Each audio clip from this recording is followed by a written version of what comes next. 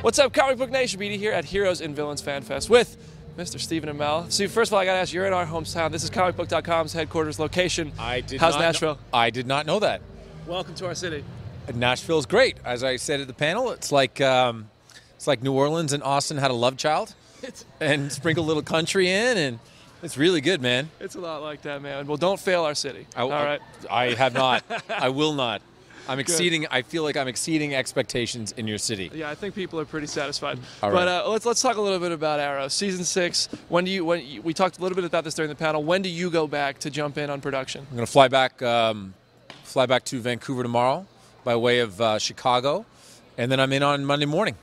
No rest for the wicked. No rest for the wicked, man. I'll tell you. No, I'm gonna rest when I'm like 40. Yeah. Thereabouts. Yeah, and by then we'll have the goatee. It'll be so authentic.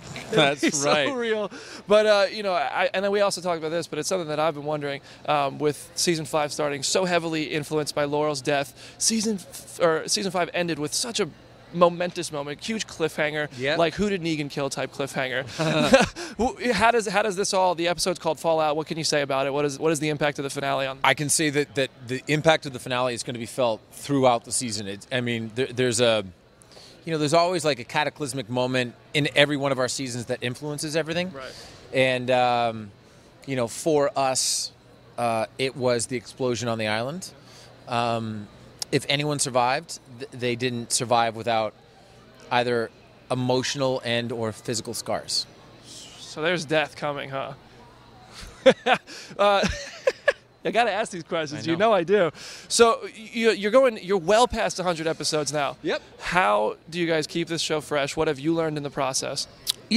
That's a really good question. So this year is the first year we're going to have James Bamford on as a producing director on the show, right. which is something new. And I think that it's really important. And Greg Berlanti has always said that as you move through a show, it's critical that you groom people and then you effectively hand it off to them. Right? It's kind of like, every once in a while a sports team needs a new manager. You know what I mean? Yeah. It's not that they tune out the coach.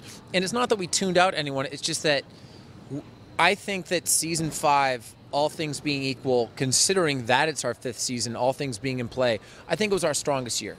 And I think it's because we drilled down on a lot of the things that we do well, and we want to do it again.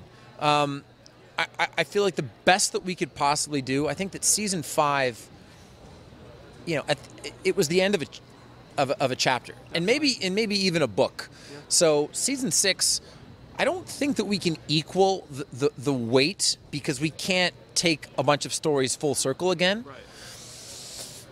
But I feel like we can set off on a new course and do a really great job with it. Yeah. I'm looking forward to it. I know a lot of people are. Speaking of new coaches, there was a little chatter once about Kevin Smith. He wants to direct an episode of Arrow, and he was even like, I want to bring Onomatopoeia in, having worked on him in comics. Has there been any developments there? I don't book the directors, man. Kevin's super welcome. I mean, I know he's done Flash. I know he's done Supergirl. He's always welcome to come do Green Arrow. So, and now my last question for you. Any news about it? What the crossover might be like this year? Is it going to be as big as last year? Is it going to be epic? What do you know? What can you say? I think that the whole idea this year is that after the success of last year, we tone it down and not include all the shows and just kind of make it as pedestrian as possible. Yeah, sure thing. Let's just slow it down. Or the exact opposite of that.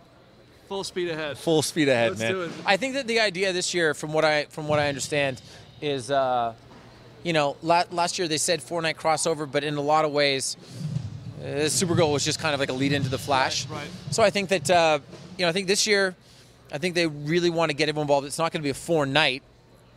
I guess 4-night, but Legends and Flash are on the same night. Right. I think they want to get everyone involved in every show, and I like having the anchor. Oh, we have the anchor this year, Thursday night.